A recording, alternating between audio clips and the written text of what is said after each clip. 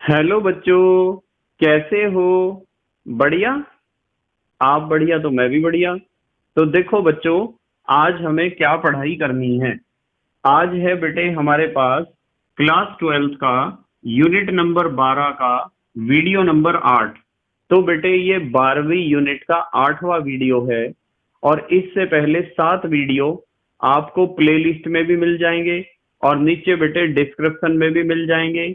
और कुछ समय बाद आई बटन में भी लिंक आ जाएगा, जहां आप यूनिट नंबर 12 को पूरा पढ़ सकते हो और अपने सुंदर से नोट्स बना सकते हो, जो एग्जाम में आपकी बहुत ज्यादा हेल्प करेंगे।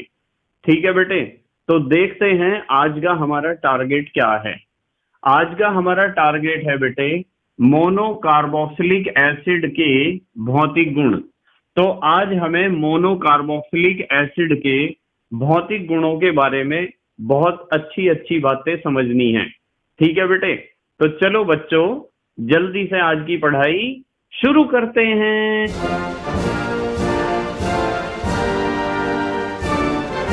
तो बेटे आज हमें बात करनी है मोनो कार्बोक्सिलिक अम्लों के भौतिक गुणों के बारे में। ठीक है बेटे, बिल्कुल ध्यान से समझेंगे सब बच्चे, बिल्कुल ध्यान से देखो। हम हेडिंग लिखते हैं, आप भी लिखा करो बेटे साथ साथ। हेडिंग लिखते हैं मोनो कार्बोक्सिलिक एसिड के भौतिक गुण।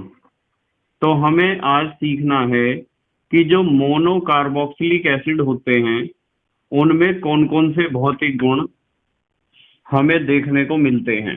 ठीक है बेटे, और उन भौतिक गुणों में परिवर्तन किस प्रकार होता है, ये सारी बातें आज हमें डिस्कस करनी है। बस आपकी जिम्मेदारी ये है कि आपको एक तो बिल्कुल हर एक पॉइंट को ध्यान से समझना है, और दूसरी जिम्मेदारी ये है कि मेरे साथ साथ लिखना है। ठीक है बेटे, तो हम भौतिक गुणों के बारे में बात करेंगे। और सबसे पहले ही हम बात करेंगे भौतिक गुणों में भौतिक अवस्था की। भौतिक अवस्था, तो बेटे सबसे पहले हम बात करेंगे भौतिक अवस्था के बारे में। भौतिक अवस्था का मतलब होता है कि जो कार्बोक्सिलिक एसिड है वो ठोस अवस्था में होगा या द्रव अवस्था में होगा या गैस अवस्था में होगा। ठीक है बेटे, तो आपको सबसे पहले ध्यान रखना है कि जो सबसे पहला पॉइंट बताता हूं, कार्बन 1 से कार्बन 9, यानी कि ऐसे कार्बोक्सिलिक एसिड जिनमें एक कार्बन से 9 कार्बन तक के कार्बन परमाणु हो। तो C1 से C9 तक के mono carboxylic acid, carboxylic acid को मैं लिखता हूं RCOOH। ठीक है बेटे, तो एक कार्बन से 9 कार्बन वाले जो मोनो कार्बोक्सिलिक एसिड होते हैं ना बेटे, वे सारे ध्यान से देखो, वे सारे होते हैं रंगहीन द्रव। क्या होते हैं? रंगहीन द्रव होते हैं। इस बात को समझ लो ध्यान से। यानी एक कार्बन वाला कार्बोक्सिलिक एसिड जिसे आप कहते हो HCOOH यानी फॉर्मिक एसिड, और 9 कार्बन वाला कार्बोक्सिलिक एसिड यानी कि जिसमें 8 कार्बन तो हो CH2 या CH3 वाले और एक कार्बन हो COOH वाला। ठीक है, तो एक कार्बन से लेके 9 कार्बन तक वाले जितने भी कार्बोक्सिलिक एसिड हैं वे सारे क्या होते हैं बेटे? रंगहीन द्रव होते हैं। सबसे पहले तो ये बात आपको पता होनी चाहिए। फिर उसके बाद जो इनसे ज्यादा कार्बन परमाणु वाले कार्बोक्सिलिक एसिड हैं जिन्हें आप कह सकते हो उच्च सदस्य। उच्च सदस्य का मतलब जिन कार्बोक्सिलिक अम्लों में कार्बन परमाणुओं की संख्या 9 से अधिक हो। ठीक है बेटे, तो उन्हें आप कह सकते हो उच्च सदस्य यानी उच्च कार्बोक्सिलिक एसिड।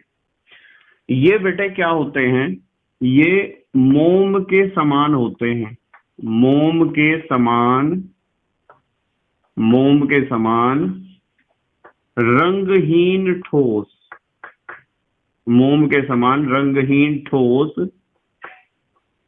होते हैं। ठीक है, आप पूरा वाक्य लिखना चाहते हो तो पूरा वाक्य बना लिया करो, ठोस होते हैं, इस तरीके से। ठीक है बेटे। तो आपको ध्यान रखना है कि एक कार्बन से 9 कार्बन तक के जो मोनो कार्बोक्सिलिक एसिड होते हैं वे सारे क्या होते हैं, रंगहीन क्या होते हैं, द्रव। और जो 9 कार्बन से ज्यादा वाले कार्बन रखने वाले कार्बोक्सिलिक अम्ल होते हैं वे कैसे होते हैं, रंगहीन ठोस होते हैं। अच्छा एक बात बताता हूं आपको, C1 से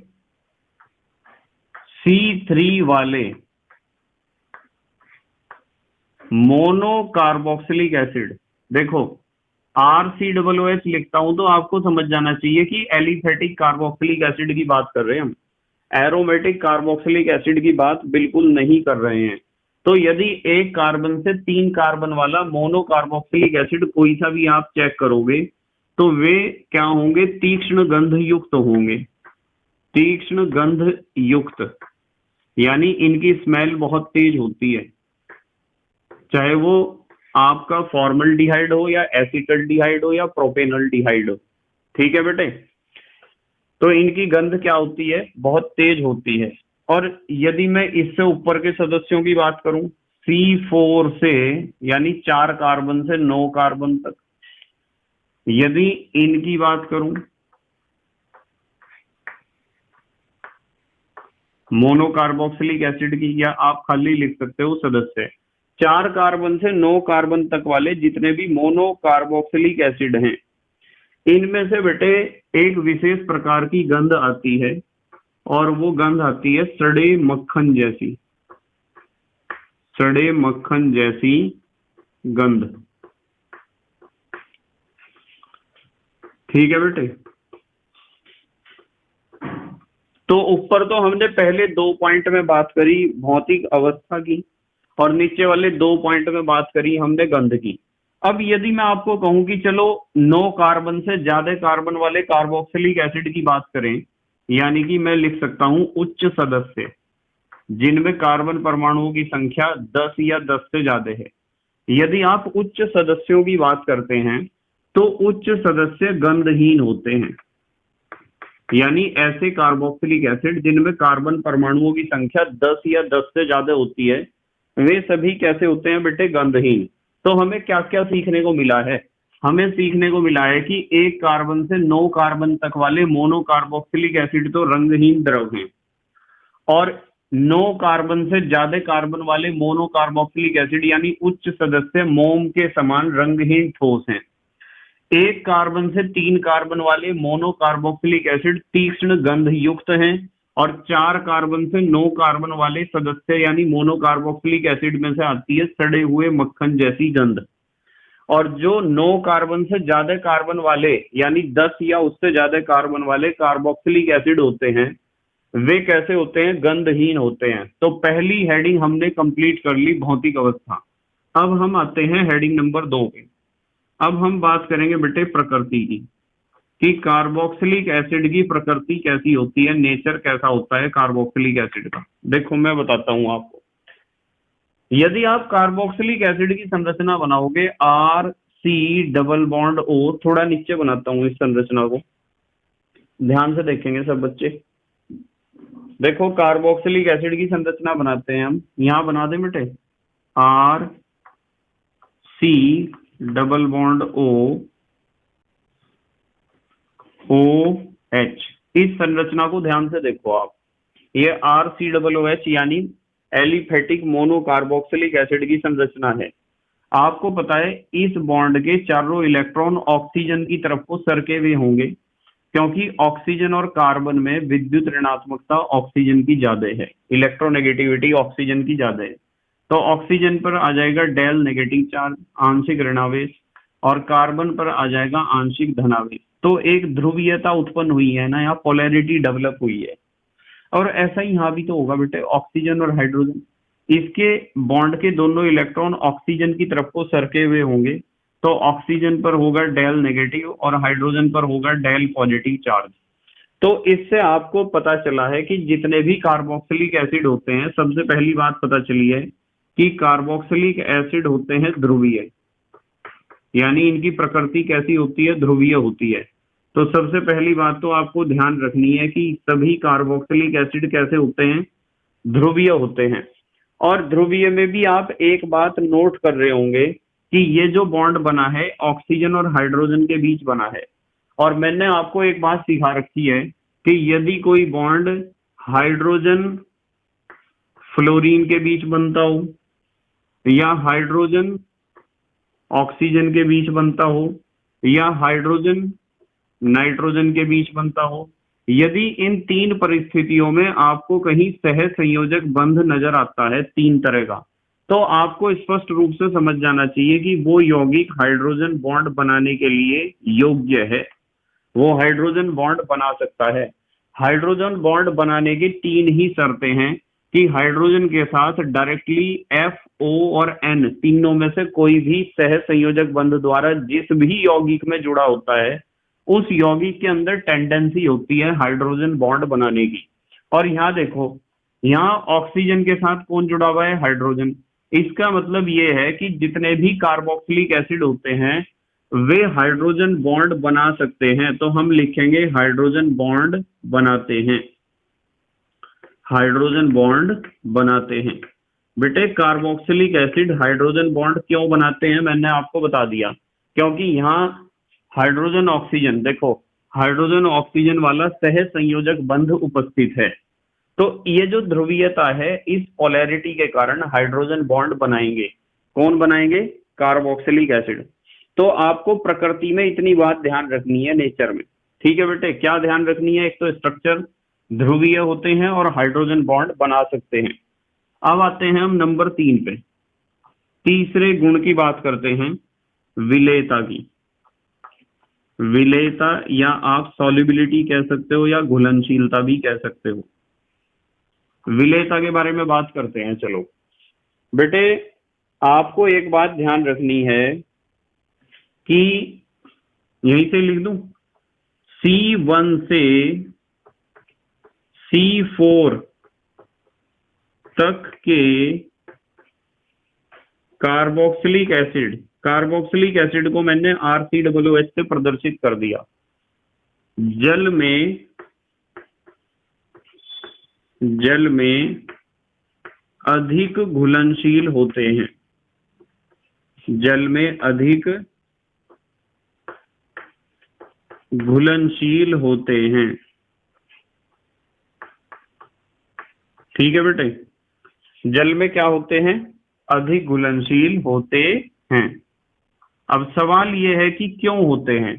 एक कार्बन से 4 कार्बन तक वाले जितने भी कार्बोक्सिलिक एसिड हैं वे जल में अधिक घुलनशील क्यों होते हैं? इसका सिंपल सा रीजन है। सिंपल सा रीजन ये है बेटे, क्योंकि ध्यान से समझिए जरा, क्योंकि ये जल के साथ, अब कुछ बच्चों के समझ में आ गया होगा, ये जल के साथ हाइड्रोजन बॉन्ड बना लेते हैं। मतलब कार्बोक्सिलिक एसिड पानी में इसलिए घुल जाते हैं क्योंकि ये पानी के साथ क्या बना लेते हैं? हाइड्रोजन बॉन्ड बना लेते हैं। ठीक है बेटे। अच्छा, एक बात बताता हूं आपको, सुनियो ध्यान से जरा, थोड़ा टेक्निकल पॉइंट है।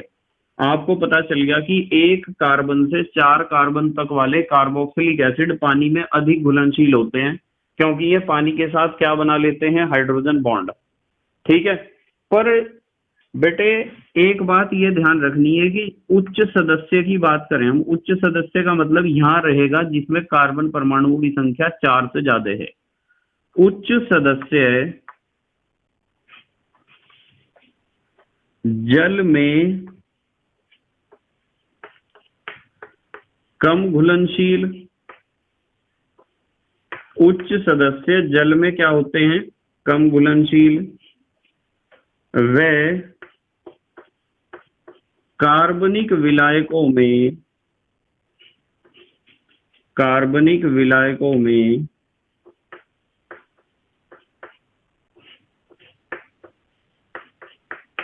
अधिक कार्बनिक विलायकों में अधिक घुलनशील होते हैं। कार्बनिक विलायकों में अधिक घुलनशील होते हैं।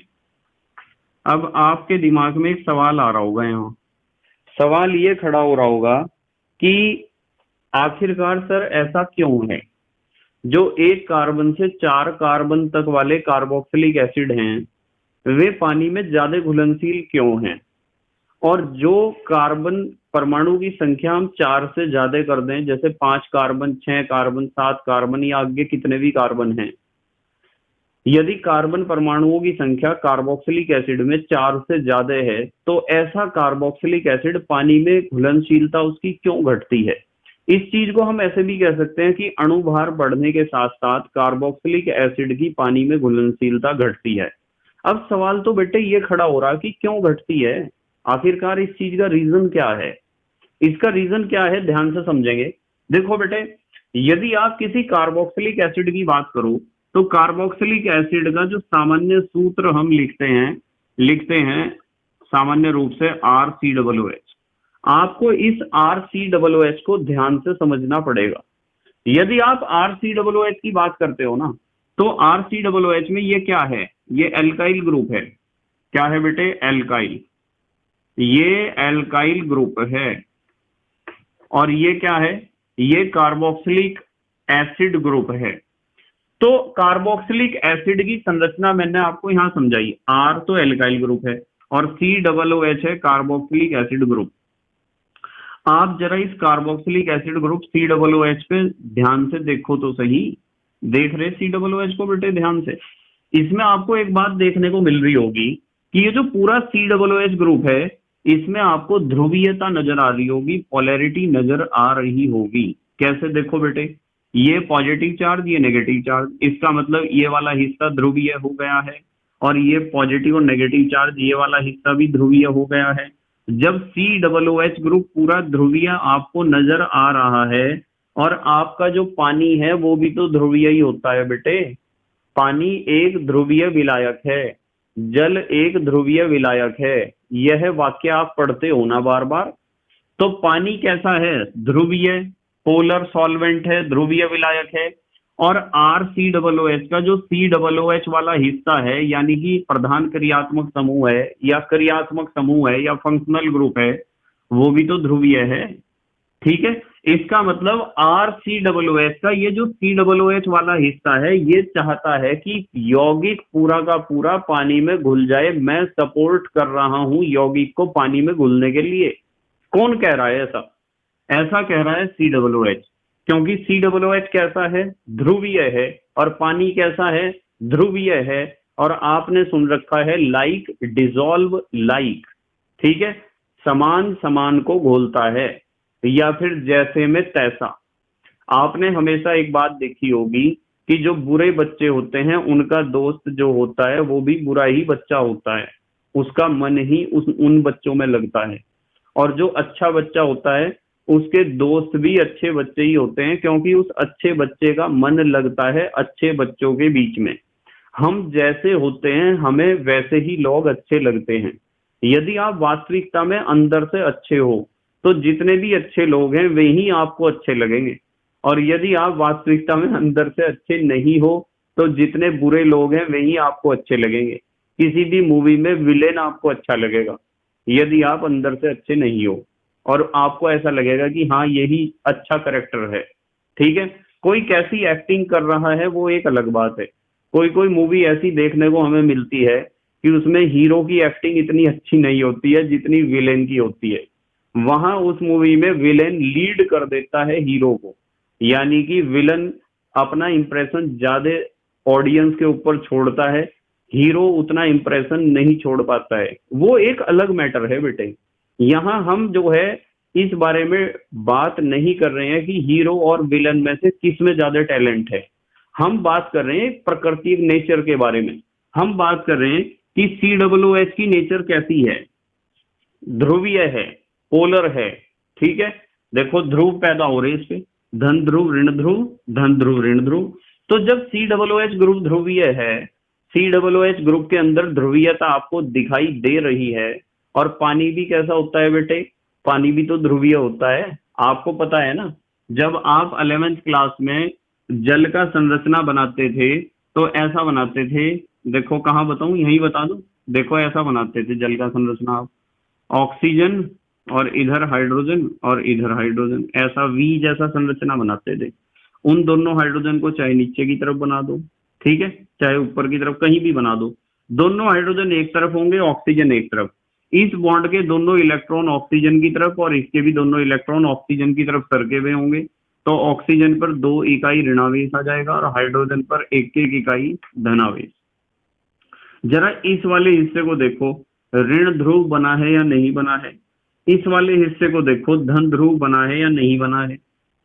तो जल में तो 2 ध्रुव हैं, ऋण ध्रुव है और धन ध्रुव है। जब ही तो हम कहते हैं कि जल एक ध्रुवीय विलायक है, क्योंकि उसका एक सिरा ऋण ध्रुव की भांति कार्य करता है और दूसरा सिरा धन ध्रुव की भांति कार्य करता है। एक नेगेटिव पोल की तरह बिहेव करता है, एक पॉजिटिव पोल की तरह बिहेव करता है। तो जल ध्रुवीय है और COOH ग्रुप भी हमें पता चला है ध्रुवीय है। इसका मतलब RCOOH का COOH ग्रुप चाहता है पानी में घुल जाए। पर जरा यार इसकी R की बात तो कर लो, एल्काइल ग्रुप की। एल्काइल ग्रुप क्या हो सकता है? एल्काइल ग्रुप मिथाइल हो सकता है, एल्काइल ग्रुप CH3CH2 इथाइल हो सकता है, और प्रोपाइल हो सकता है और ब्यूटाइल हो सकता है। अब थोड़ा दिमाग लगाना पड़ेगा। मैं आपको कहता हूं कि मान लो आप एक कार्बन वाला COOH, यानी R की जगह आपने लिखा CH3 और आगे COOH है। सुनियो ध्यान से।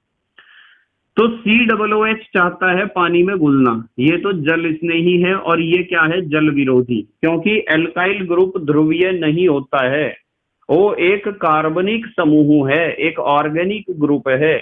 और कार्बनिक समूह बिल्कुल नहीं चाहता है, कार्बनिक पदार्थ बिल्कुल नहीं चाहता है कि मैं पानी में घुल जाऊं, क्योंकि वो अध्रुवीय है और पानी कैसा है? ध्रुवीय। तो CH3 एक कार्बन वाला ऐसा है ग्रुप जो चाहता है पानी में नहीं घुलना है, और ये COOH चाह रहा है कि पानी में घुलना है। तो यहां जीत इसकी होगी। यदि 2 कार्बन वाला आपने COOH ले लिया ना, तो अब भी COOH की ही जीत होगी, क्योंकि ये 2 कार्बन वाला जो इथाइल ग्रुप है वो चाहता है कि मुझे पानी में नहीं घुलना और इसे घुलना है। पर अब भी इसकी जीत होगी, क्योंकि इसकी पावर 4 के बराबर काम करेगी। 4 कार्बन परमाणुओं का पूरा पूरा मुकाबला करेगा। 5 पे आके थोड़ा वीक हो जाएगा। यदि मैं यहाँ कार्बन कितने ले लूं? 3 कार्बन ले लूं, ठीक है। कितने कार्बन ले लूं? 3।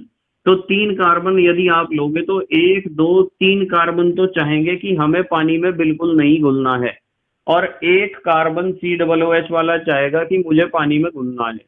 तो जब टोटल कार्बन कितने हो जाएंगे? 4, यानी यहाँ 3 और यहाँ 1, तो वो कार्बोक्सिलिक एसिड भी पानी में घुलेगा। समझ रहे आप? वो कार्बोक्सिलिक एसिड भी पानी में घुलेगा, क्योंकि अब भी COOH के अंदर इतनी हिम्मत है कि 3 कार्बन परमाणुओं का मुकाबला वो कर रहा है। वे तीनों कार्बन परमाणु अर्थात प्रोपाइल ग्रुप चाह रहा है कि मुझे पानी में नहीं घुलना है, और COOH चाह रहा है कि मुझे पानी में घुलना है। तो 3 कार्बन परमाणुओं का COOH मुकाबला करेगा और पानी में घोल के रहेगा RCOOH को। पर यदि कार्बन परमाणुओं की संख्या 3 से ज्यादा हो जाती है यहाँ इस जगह, यानी टोटल 4 से ज्यादा हो जाती है, तो उस समय क्या होता है कि जब कार्बन परमाणुओं की संख्या यहाँ एल्काइल ग्रुप में बहुत ज्यादा हो जाएगी, तो ज्यादा होने से क्या होगा बेटे? ना घुलने वाले जीत जाएंगे, घुलने वाले हार जाएंगे। घुलने वाले कौन है? COOH group. और ना घुलने वाला कौन है? Alkyl group. तो यदि एल्काइल ग्रुप में कार्बन परमाणुओं की संख्या बढ़ेगी ना, तो उससे क्या प्रभाव पड़ेगा? सुनो ध्यान से। उससे प्रभाव ये पड़ेगा कि जब R यानी एल्काइल ग्रुप में कार्बन परमाणुओं की श्रृंखला बढ़ेगी, एक लंबी चेन बनेगी, तो ना घुलने वाले अर्थात जल विरोधी अर्थात एल्काइल ग्रुप का पृष्ठीय क्षेत्रफल बढ़ेगा। थोड़ा ध्यान से समझना पड़ेगा। एल्काइल ग्रुप का क्या बढ़ेगा? पृष्ठीय क्षेत्रफल, उसकी चेन की लंबाई बढ़ती जा रही। जब उसका पृष्ठीय क्षेत्रफल बढ़ेगा तो समझो कि उसकी जीत पक्की है। और RCOOH के साथ जो COOH ग्रुप जुड़ा है, जो जल स्नेही है, जिसे जल में घुलने की आदत है, वो तो उतना ही है। इसका साइज तो बदल ही नहीं रहा है। जब इसका साइज नहीं बदल रहा है, साइज किसका बदल रहा है? R का। कार्बन परमाणु जितने ज्यादा एल्काइल ग्रुप में बढ़ाओगे, R यानी एल्काइल ग्रुप यानी जल विरोधी ग्रुप का पृष्ठीय क्षेत्रफल उतना बढ़ेगा, साइज बढ़ेगा, और जितना ज्यादा इसका साइज बढ़ेगा इसकी जीत होने के चांसेस उतने ही ज्यादा बढ़ेंगे, प्रोबेबिलिटी उतनी ही बढ़ेगी। ठीक है, यानी कि हमें साफ एक बात नजर आती है कि उच्च सदस्य जल में कम घुलनशील व कार्बनिक विलायकों में अधिक घुलनशील होते हैं। अब आपको समझ में आ गया होगा, उच्च सदस्य का मतलब जिनमें कार्बन परमाणुओं की संख्या 4 से ज्यादा है, वे पानी में क्यों घुलेंगे कम? क्योंकि कार्बन परमाणुओं की संख्या बढ़ने से चैन बड़ी हो जाएगी, श्रृंखला बड़ी हो जाएगी, पृष्ठीय क्षेत्रफल बढ़ जाएगा, पृष्ठीय क्षेत्रफल बढ़ेगा तो उनकी जीत होने के चांस बढ़ेंगे, वे पानी में घुलने नहीं देंगे कार्बोक्सिलिक एसिड को। ठीक है बेटे, बताओ ये बात समझ में आती है क्या? अब मैं तुम्हें एक बहुत टेक्निकल बात बताऊंगा, जरा ध्यान से समझना। यदि मैं आपको कहूं कि समान अणुभार वाले ध्यान से समझिए जरा, शाखित कार्बोक्सिलिक अम्ल जल में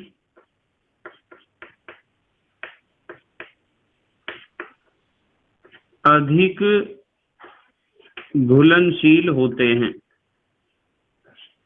जल में अधिक घुलनशील होते हैं।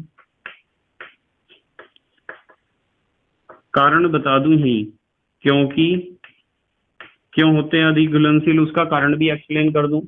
क्योंकि इनमें एल्काइल ग्रुप, ब्रैकेट में लिख दूं R, का पृष्ठीय क्षेत्रफल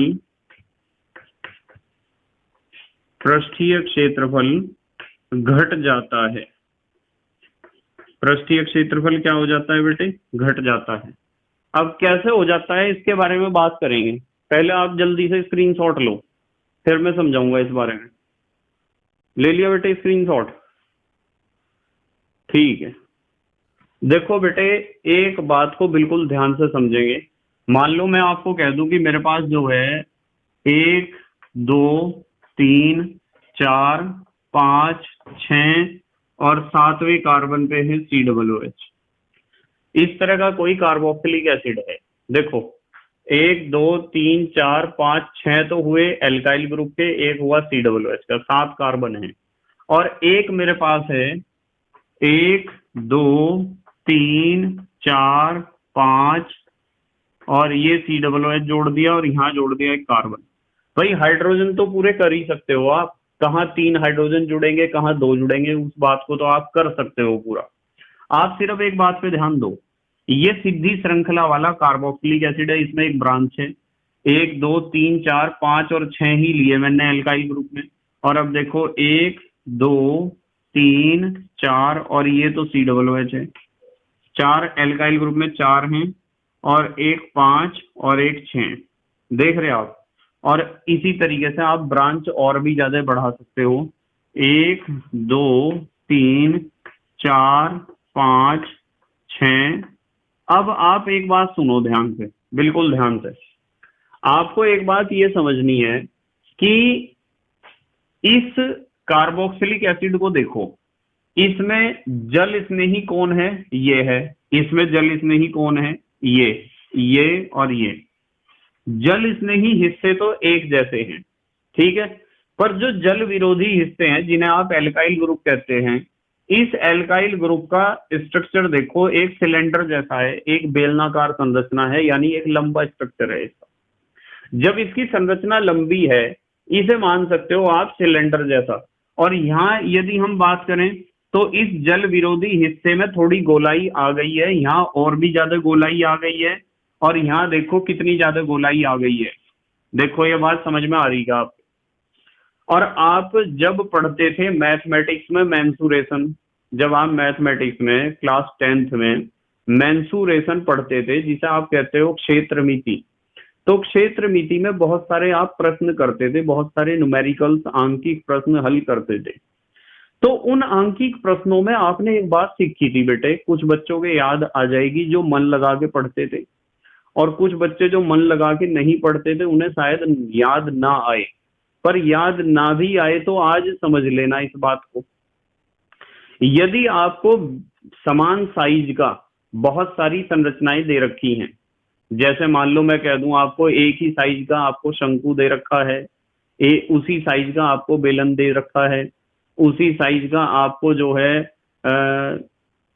प्रिज्म दे रखा है, उसी साइज का आपको ऐसा संरचना दे रखा है कि नीचे बेलन है और उसके ऊपर शंकु है, ऐसे सवाल मेंसुरेशन में आपने करे हैं, और उसी साइज का आपको गोला दे रखा है, तो उन सभी संरचनाओं में सबसे कम पृष्ठीय क्षेत्रफल गोले का ही आएगा, चाहे आप कैलकुलेट करके देख लेना।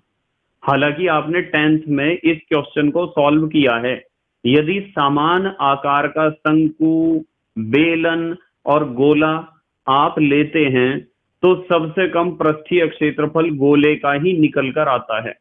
इससे एक बात समझ में आती है कि यदि किसी भी पदार्थ को अपना पृष्ठीय क्षेत्रफल कम से कम करना हो और मात्रा उतनी ही रहे, तो उस पदार्थ को गोल संरचना में अर्थात गोलीय आकृति में अपने आप को बदलना पड़ेगा। ठीक है बेटे, जैसे आपने फिजिक्स में भी पढ़ा होगा कि पारे का पृष्ठीय क्षेत्रफल अधिक होता है, और यदि पारे की बूंद को आप किसी कांच की प्लेट पर डालते हो तो पारे की बूंद गोल होने का प्रयास करती है। कैसा प्रयास करती है? गोल होने का। अब सवाल ये खड़ा होता है कि उसने गोल होने का प्रयास क्यों किया है? तो इसका जवाब ये है, जैसा कि आप भौतिक विज्ञान में पढ़ते हो कि पारे की बूंद गोल होने का प्रयास इसलिए करती है क्योंकि पारे का पृष्ठीय क्षेत्रफल पृष्ठीय क्षेत्रफल कम करने का प्रयास इसलिए करता है क्योंकि उसका पृष्ठ तनाव बहुत ज्यादा है। पारे का सरफेस टेंशन, पृष्ठ तनाव बहुत ज्यादा है, और पारा सोचता है कि मैं अपने पृष्ठ का क्षेत्रफल बहुत घटा लूं, मैं पृष्ठीय क्षेत्रफल को कम कर लूं, और कोई भी वस्तु कम से कम पृष्ठीय क्षेत्रफल केवल और केवल तभी कर पाती है जब वो वस्तु अपने आप को गोलीय आकृति में कन्वर्ट कर ले।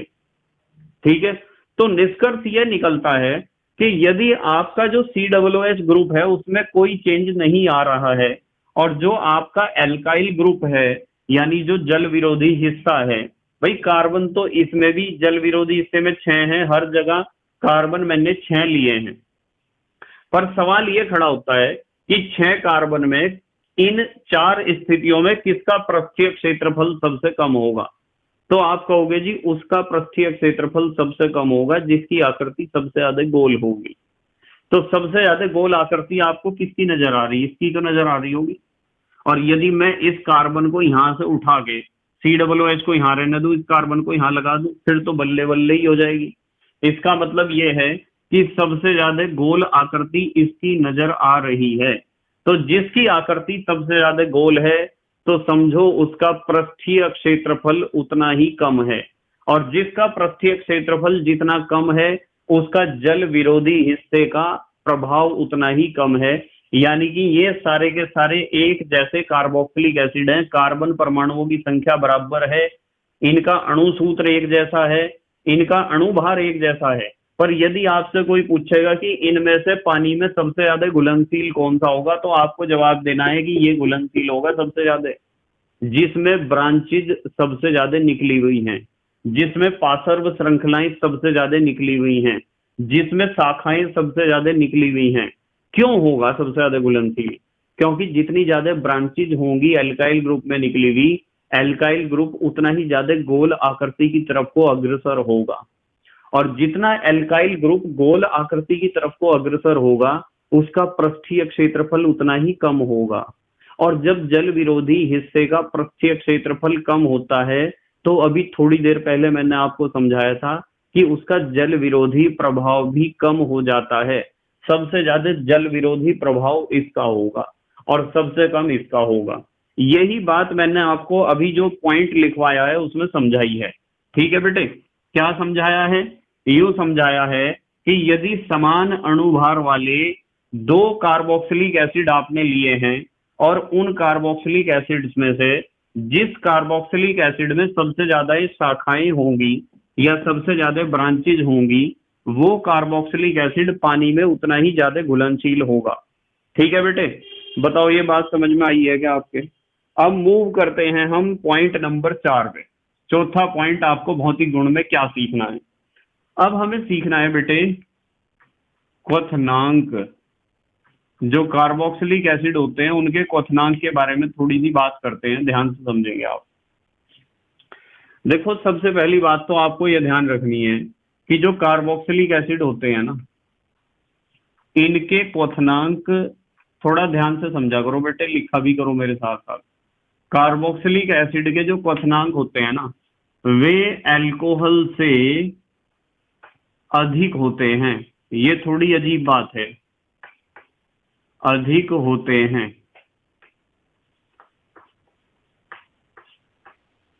देखो ध्यान से जरा, कार्बोक्सिलिक एसिड के क्वथनांक अल्कोहल से अधिक होते हैं यदि अणुभार एक जैसा हो दोनों का, यानी कि एक जैसे हो साइज में।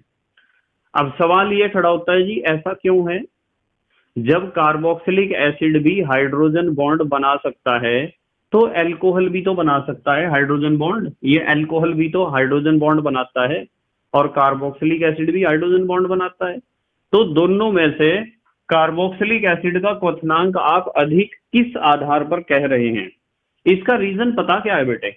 इसका रीजन लिखता हूं, चलो ध्यान से देखो, क्योंकि लिखते हुए ही समझेंगे हम। चलो, क्योंकि कार्बोक्सिलिक एसिड RCOOH का मतलब यहाँ एलिफेटिक कार्बोक्सिलिक एसिड है, क्योंकि कार्बोक्सिलिक एसिड के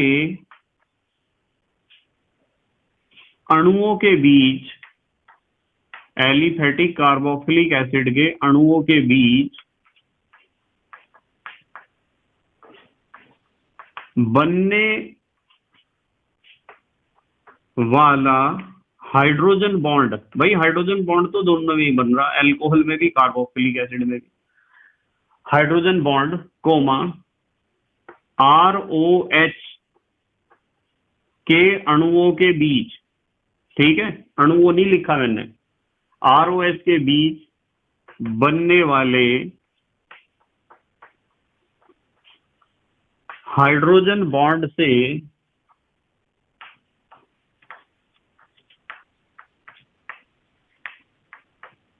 अधिक मजबूत होता है। मजबूत लिख दो या प्रबल लिख दो, एक ही बात है, अधिक प्रबल होता है।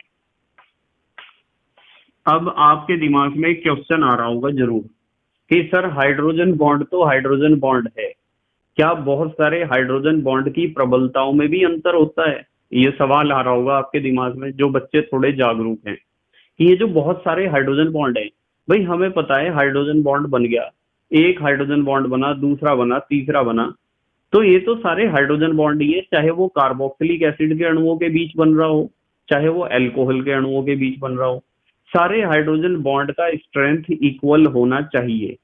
कुछ बच्चे ऐसा सोचते हैं, पर बेटे वास्तविकता यह नहीं है। वो डिपेंड करता है कि हाइड्रोजन बॉन्ड क्या हाइड्रोजन और फ्लोरीन के कारण बना है, क्या हाइड्रोजन बॉन्ड हाइड्रोजन और ऑक्सीजन के कारण बना है, और क्या हाइड्रोजन बॉन्ड हाइड्रोजन और नाइट्रोजन के कारण बना है।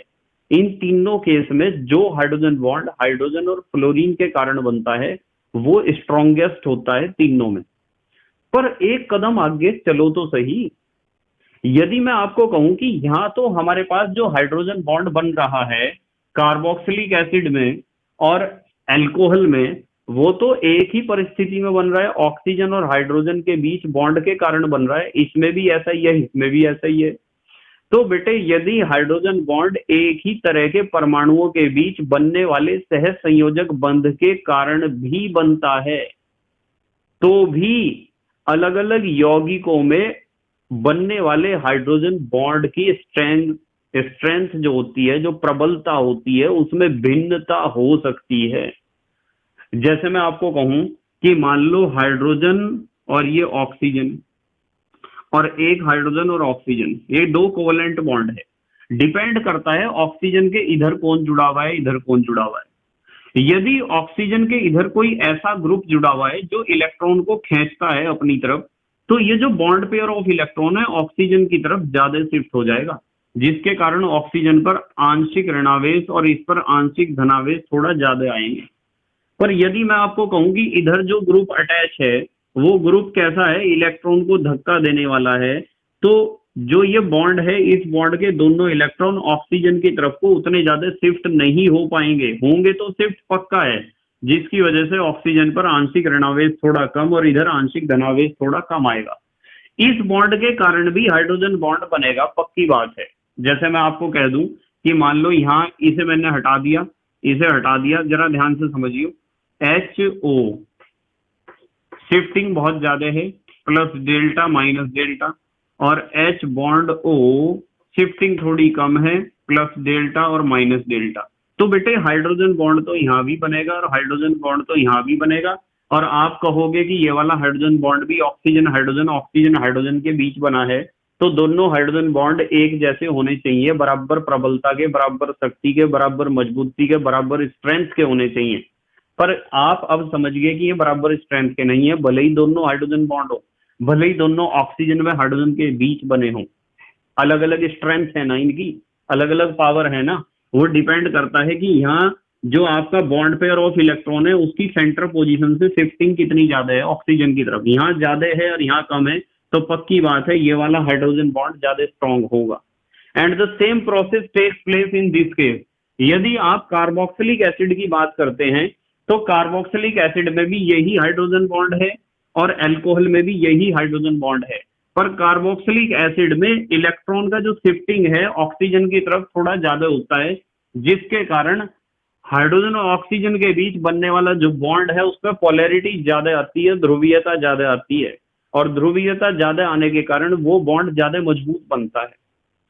पर यदि अल्कोहल की बात करें तो अल्कोहल में बॉन्ड उतना ज्यादा मजबूत नहीं बन पाता है, बनता तो है हाइड्रोजन बॉन्ड, और जब बॉन्ड ज्यादा मजबूत किस में बनेगा, कार्बोक्सिलिक एसिड में, तो आप समझ जाओगे कि कार्बोक्सिलिक एसिड के अणु ज्यादा मजबूती से जुड़े होंगे आपस में और उनका क्वथनांक अल्कोहल से ज्यादा होगा। बताओ ये बात समझ में आई है क्या आपके? चलो अगले पॉइंट पे मूव कर रहे हैं। जो निम्न निम्न कार्बोक्सिलिक एसिड लिखो बेटे। जो निम्न कार्बोक्सिलिक एसिड होते हैं ना, वे हाइड्रोजन बॉन्ड के कारण बहुत कम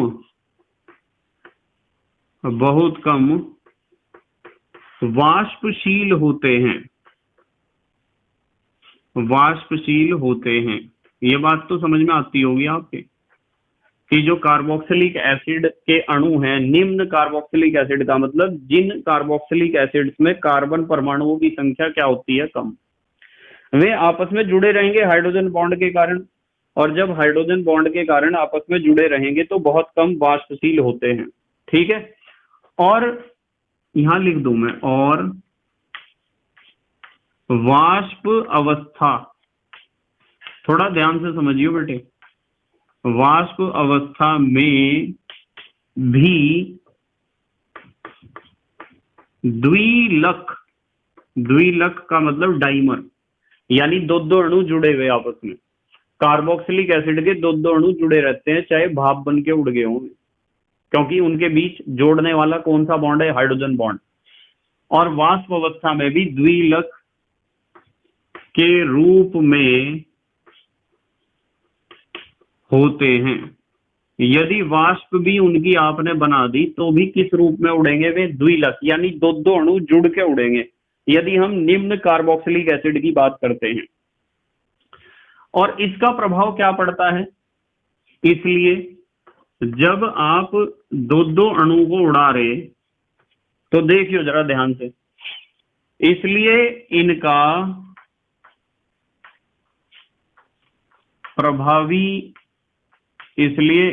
प्रभावी अणुभार, जो इनका इफेक्टिव मॉलिक्यूलर वेट होगा ना, वो क्या होगा, वास्तविक अणुभार का क्या होगा बेटे, देखो दो अणु उड़ रहे ना, वास्तविक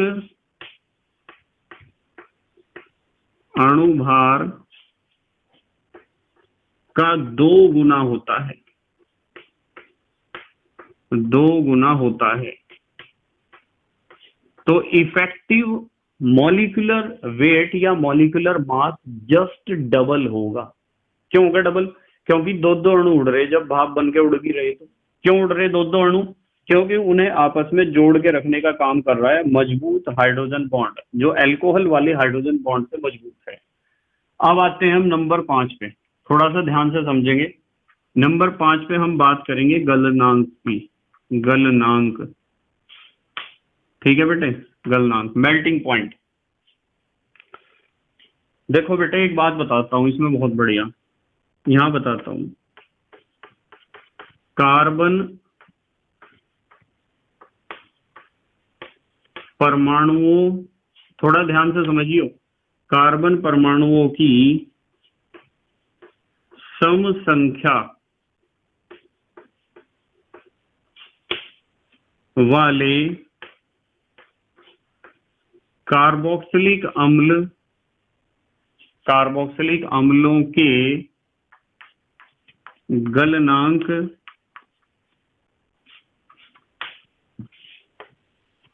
अपने निकटतम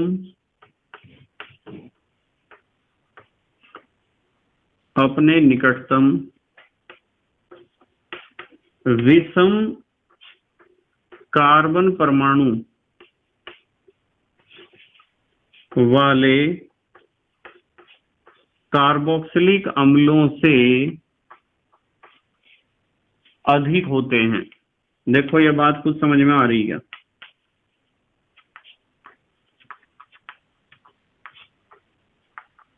मतलब कहने की बात यह है कि यदि आपके पास कोई कार्बोक्सिलिक एसिड है और उसमें कार्बन परमाणु हैं 3 और एक कार्बोक्सिलिक एसिड है उसमें कार्बन परमाणु हैं 4, तो 3 वाले का गलनांक कम होगा और 4 कार्बन वाले का बहुत ज्यादा होगा। भाई वैसे तो आप सोचते ही हो कि अणुभार बढ़ने से क्या होते हैं, गलनांक और क्वथनांक बढ़ते हैं। ये बात तो नॉर्मल है क्योंकि वांडरवाल फोर्सेस बढ़ जाते हैं दोनों केस में, चाहे गलनांक निकाल रहे हो चाहे आप क्वथनांक निकाल रहे हो। वांडरवाल फोर्सेस हर जगह काम करते हैं, जहां हाइड्रोजन बॉन्ड काम करता है वहां भी वांडरवाल फोर्सेस भी काम करते हैं, ठीक है। ये तो एक नॉर्मल सी बात है। पर यहाँ एक लाइन हमने लिखी है कि जिन कार्बोक्सिलिक एसिड में कार्बन परमाणुओं की संख्या सम है, सम तो समझते हो आप, 2 4 6 8 10 समझते हो ना सम, वे कार्बोक्सिलिक एसिड बहुत ज्यादा गलनांक दिखाते हैं, जितना उन्हें दिखाना चाहिए उससे ज्यादा। अब सवाल ये है जी क्यों होता है ऐसा? इसका कारण पता क्या है बेटे? इसका कारण है कि ये जो आपके सम संख्या वाले कार्बोक्सिलिक एसिड हैं वे एक मजबूत जालक बनाते हैं, मजबूत क्रिस्टल जालक बनाते हैं। मैं यहां लिख दूं क्योंकि सम कार्बन परमाणु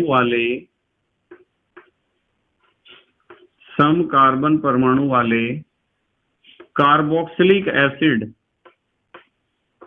एक मजबूत को आप कह सकते हो प्रबल, एक प्रबल जालक का निर्माण करते हैं, प्रबल जालक का निर्माण करते हैं, ठीक है। स्ट्रॉन्ग नेटवर्क बनाते हैं, इसलिए होता है ऐसा, ठीक है बेटे। अच्छा चलो एक बात और बता दूं आपको, ध्यान से समझिए जरा। वैसे तो बहुत भौतिक गुण आपने सीख लिए, एक बात सीखते हैं बेटे। यदि मैं आपको कहूं कि हमारे पास कोई एरोमेटिक कार्बोक्सिलिक एसिड है, कार्बोक्सिलिक एसिड को तो RCOOH तो लिख नहीं सकते क्योंकि एरोमेटिक हो गया, एरोमेटिक कार्बोक्सिलिक एसिड है, ठीक है। मान लो हमारे पास कोई एरोमेटिक कार्बोक्सिलिक एसिड है, के लिखूं के, गलनांक व क्वथनांक,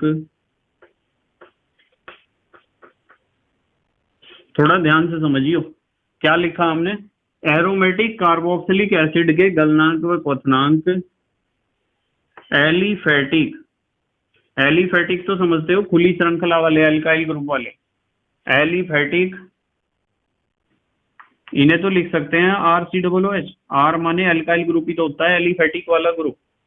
तो एरोमेटिक कार्बोक्सिलिक एसिड के गलनांक व क्वथनांक एलिफेटिक कार्बोक्सिलिक एसिड से अधिक होते हैं। बताऊं क्यों होते हैं अधिक? ध्यान से समझना। क्योंकि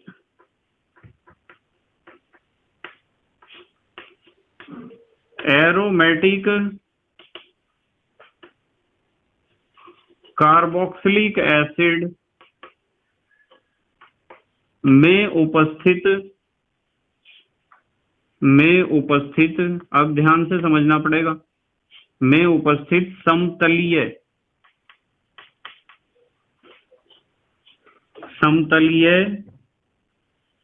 बेंजीन नाभिक। भाई बेंजीन का जो रिंग होता है वो समतलीय ही तो होता है। आपने एक बात पढ़ी है, अनुनाद दिखाने वाले जितने भी यौगिक हैं उनकी संरचना प्लेनर होती है, समतलीय। और बेंजीन रिंग में क्या होता है? अनुनाद हमें देखने को मिलता है। ठीक है बेटे, तो वो कैसा है जब उसमें अनुनाद देखने को मिलता है? वो कैसा है? समतलीय है। तो हमने लिखा है क्योंकि एरोमेटिक कार्बोक्सिलिक एसिड में उपस्थित समतलीय बेंजीन नाभिक क्रिस्टल जालक, पहले यूनिट में पढ़ा था ना आपने क्रिस्टल जालक, ठोस अवस्था वाले यूनिट में। क्रिस्टल जालक में अच्छे से व्यवस्थित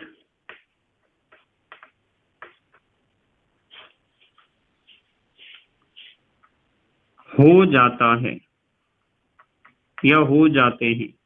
जो बेंजीन का नाभिक है, बेंजीन का रिंग है, वो समतलीय संरचना है और वो क्रिस्टल जालक में पूर्णतः व्यवस्थित हो जाएगा। अच्छे से का मतलब यहाँ पूर्णतः है, आप पूर्णतः लिख सकते हो। क्या लिख सकते हो बेटे? पूर्णतः, कंप्लीटली। ये जो लिखा है ना मैंने, इसकी जगह आप लिख सकते हो पूर्णतः, कंप्लीटली। और जब वो क्रिस्टल जालक में अपने आप को बहुत अच्छे ढंग से फिट कर लेगा तो अच्छा क्रिस्टल जालक बनेगा। और जब क्रिस्टल जालक बहुत अच्छा बनेगा तो इसका मतलब यह है कि उसे गलाना, उस ठोस को गलाना भी मुश्किल हो जाएगा। और यदि वो द्रव है तो उसका क्वथनांक यानी उसे उबालना भी क्या हो जाएगा? मुश्किल। तो इस तरीके से हमें भौतिक गुणों के बारे में बात करनी थी आज। अब हमारे देश के प्यारे प्यारे बच्चे जल्दी से स्क्रीनशॉट लेंगे। ले लिया बेटे स्क्रीनशॉट? ठीक है।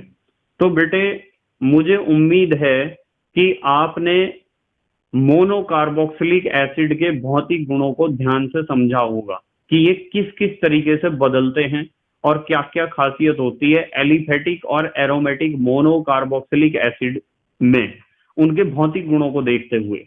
ठीक है बेटे, बस मेरा कहना यही है कि आपको लगातार मेहनत करनी चाहिए पढ़ाई में।